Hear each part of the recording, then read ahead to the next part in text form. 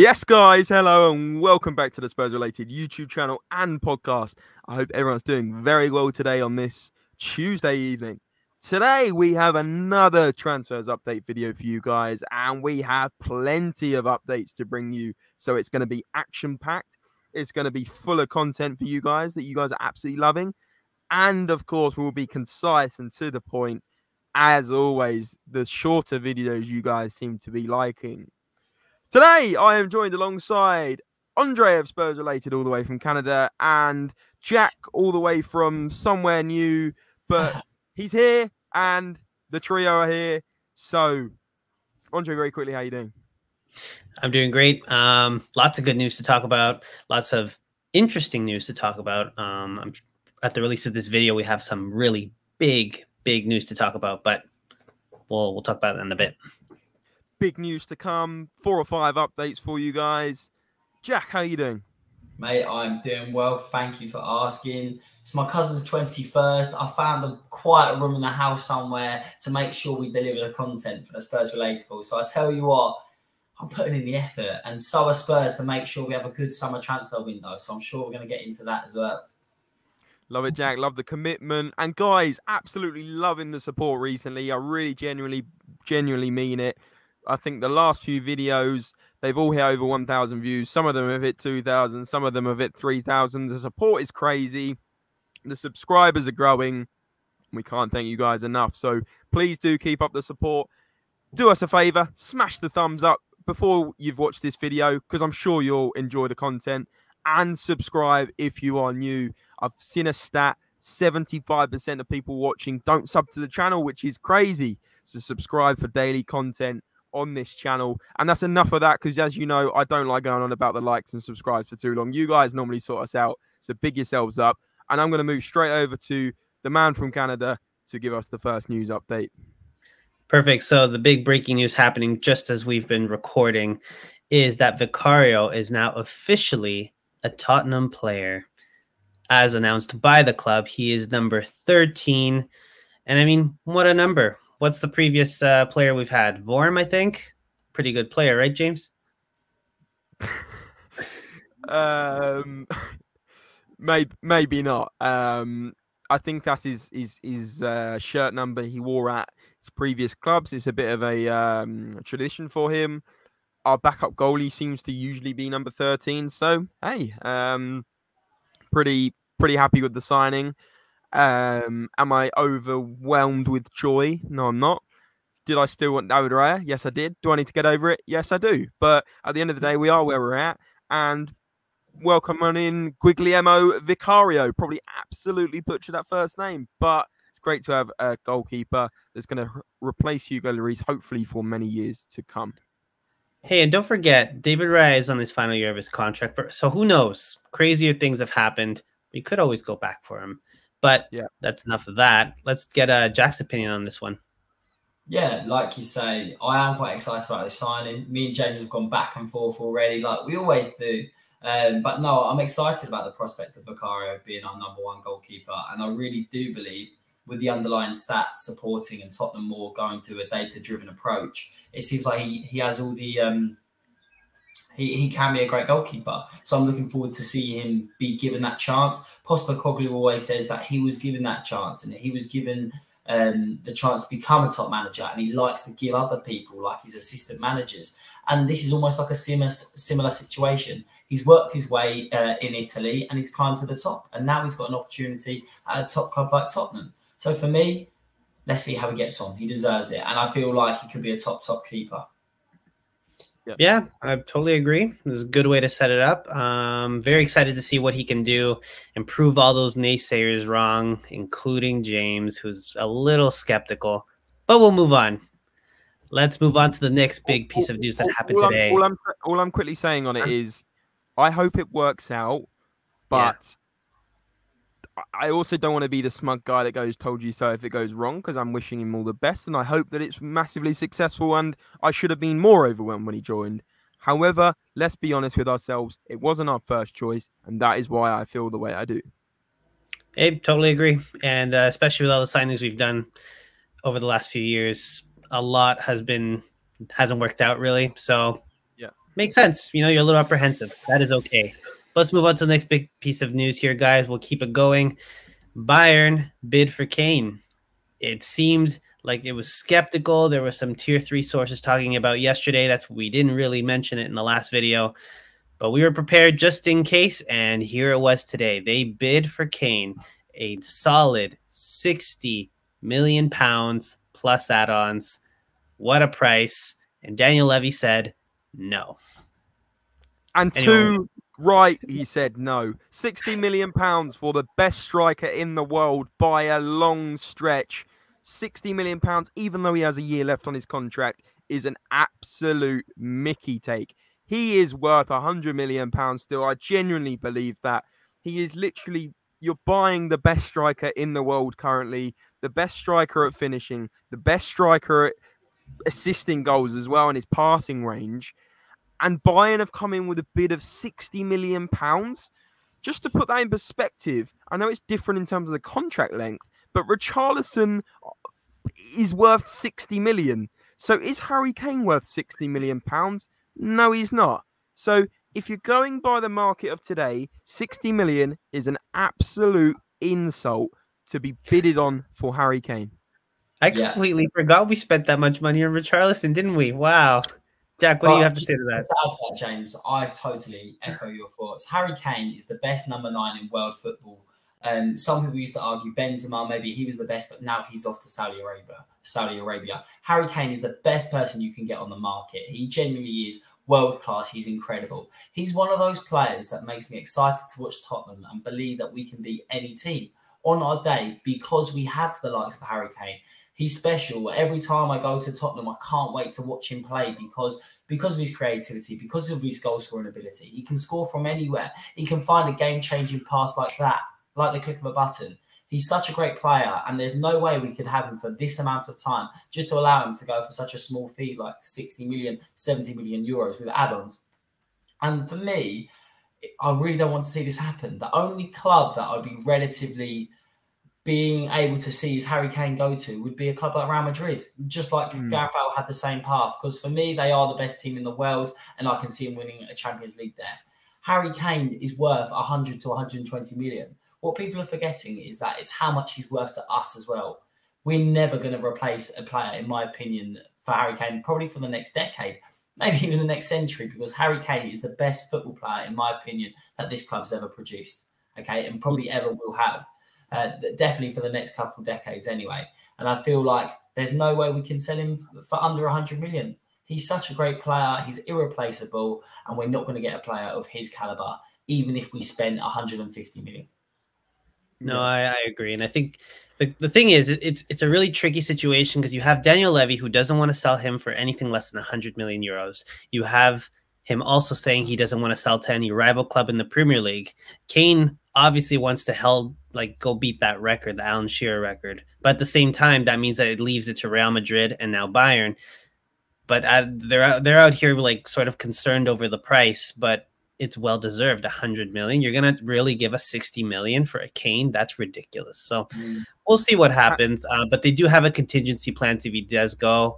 One example that was laid out by David Ornstein from The Athletic is that they would plan to have Son and Richarlison be the main and then bring a really young up-and-coming striker to sort of compete with them. So that would be the contingency plan, I guess, but we'll see what happens. That's not good enough. For me, we're massively going back. I love Richarlison, I generally do, but I mean, as a person and the fire and the character he brings, I can see James thinking, what's Jack on about now? But I do. I think Richarlison, there's a player in there. But like you say, you're going from a Harry Kane, the best player in the world, to a Richarlison that scored 2 Premier League goals last season. It's not good enough. You need to be going forward as a football club. Yes, fair enough. If Harry Kane is going to move on to the likes of Real Madrid or Bayern Munich, fine.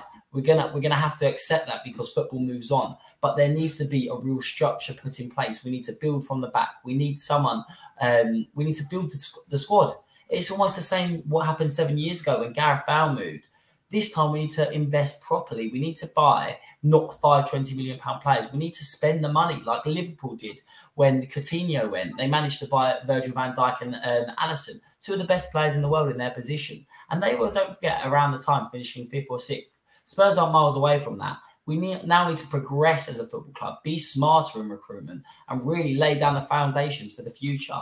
Bringing a brilliant young and upcoming centre half, bringing someone like maybe a Gonzalo Ramos or a striker with real quality who has the potential to go forward, maybe even a Jonathan David. I think there's players around, but it's not going to be fixed in one transfer, and we really need to improve our recruitment. Otherwise, that 100 million, James and Andre, I can tell you, will go nowhere. Yeah, well said. Completely well agree. said. Yeah. All right. Well, let's move on to the next one because I feel like we can be on here forever talking about just Kane. Just very quickly, Andre, was it true? I saw today as well that apparently personal terms were agreed with Harry Kane's camp and Bayern. I think the source maybe wasn't tier 1, but it was via Build in Germany, which again isn't tier 1, probably not even tier 2. Bayern as well. But like you say, James, I do agree with what you're saying, because at the end of the day, there is no smoke without fire, and there's more rumours coming out of the camp. Harry Kane's agents might be pushing for a move. Like you say here, we speak about the news that is 100% certain, but it's important to talk about because at this stage of the career, how good Harry Kane's been to us, he may want the time to move on. And I am worried that with the news coming out quite hot recently over the day, maybe he is feeling it's time to move on. And there's probably more to come, because hopefully this turns out not to be a true report. But if it does come into fruition and it is true that he has agreed personal terms with Bayern Munich, that tells me everything I need to know, that he actually does want to move on this summer, and he does want to essentially make the club sell him so that they get some money from the asset. Because if his eyes are elsewhere, then he's going to go on a free next year. So we need to be smart about it, and we need to see what happens in the coming days. But Andre, like you said, let's move on. And guys, let us know what you're thinking about the Harry Kane situation in the comments. Obviously a big one. And guys, I'm going to whack in the magic word right now, 12 minutes in. The magic word is, in capital letters, Bayern. Bayern. Smash it in the comments and smash a like. And over to Andre. Great. So let's move on to the next one, and hopefully we won't have to revisit Kane again, but we might, in seeing how things are going. But it looks like all those sources that we were talking about yesterday, that little sort of morsel of news that we had right at the end when we were talking about Maddison, personal terms have been agreed with Maddison. It looks like that $9 million a year that we talked about yesterday from Paul O'Keefe. Now Fabrizio Romano is saying that personal terms have been agreed. It's now just about negotiations with the club. And I believe with £9 million a year, we're looking at what, 170,000 a week, something like that. So yeah, I mean, Tottenham are hoping to seal the deal really quickly with this one. So it really looks like if you're looking at any other signing coming in right after Vicario, it's going to be Maddison. Yeah, for sure. I just hope we don't mess around with the bid, right? It looks like that Leicester want 50 million. I could see us offering 40 million plus add-ons. Is that going to be enough? I'm not too sure. I could see this going 2-3 bids deep before we actually get his signature over the line. I can see us bidding something like 38 to 42 first time. And I think Leicester will reject it. We'll bid like 45. They'll reject it until we get to a 50 million, including add-ons. And I think this is probably fair enough. You know, James Maddison, he's still fairly, young, 26, I believe.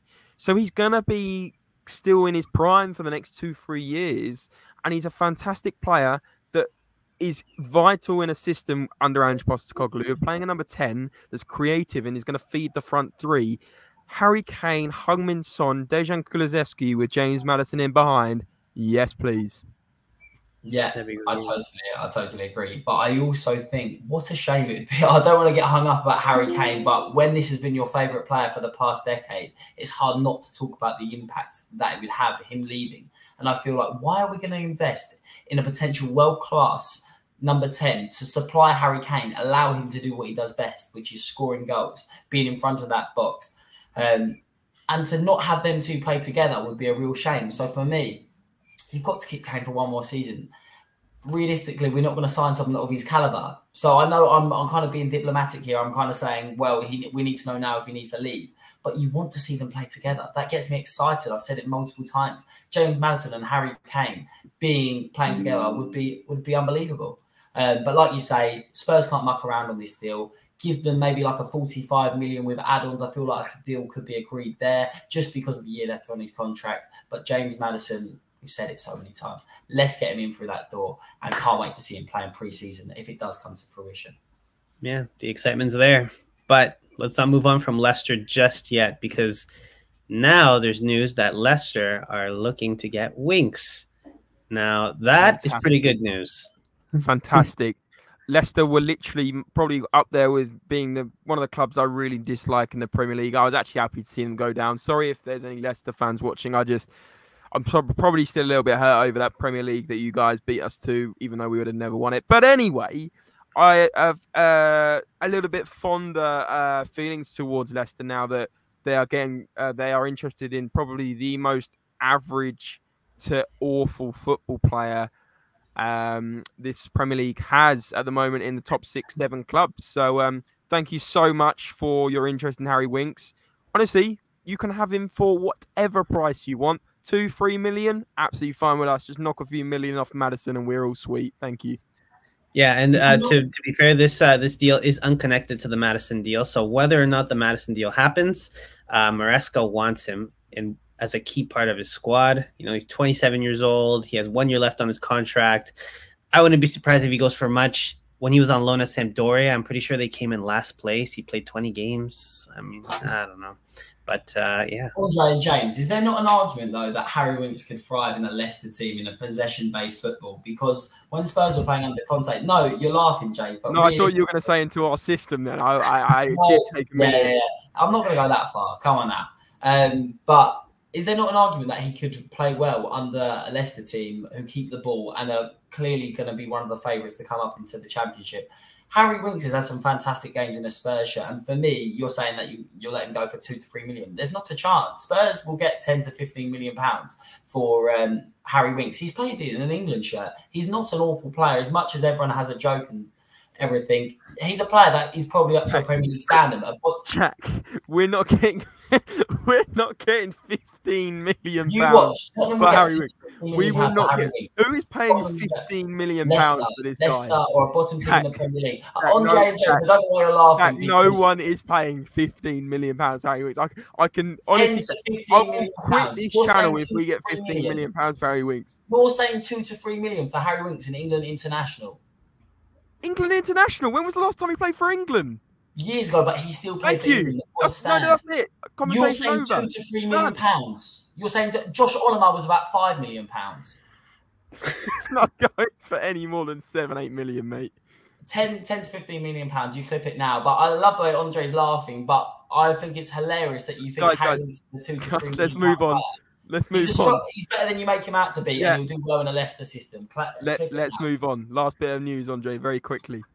All right, perfect. So I'm mainly laughing because this feels like the negotiations that are going to happen in between Tottenham and Leicester when this happens. But let's move on to the last piece of news. Postecoglou's coaching staff has been confirmed, and one of the key pieces is Ryan Mason. He is back helping the players out. He was interim for a little bit, and I know that James is probably really happy about this one. You can't get rid of the guy. He's fixed at Tottenham. But interesting that Mile Jedinak, former Crystal Palace player and Aston Villa player, is joining the coaching staff for the Australian sort of connection there. Interesting. And yeah, be quite cool to see him, I guess. Guys, let us know what you think of the coaching staff and the coaches we've brought in, and obviously keeping Ryan Mason. Guys, I think that pretty much covers it all.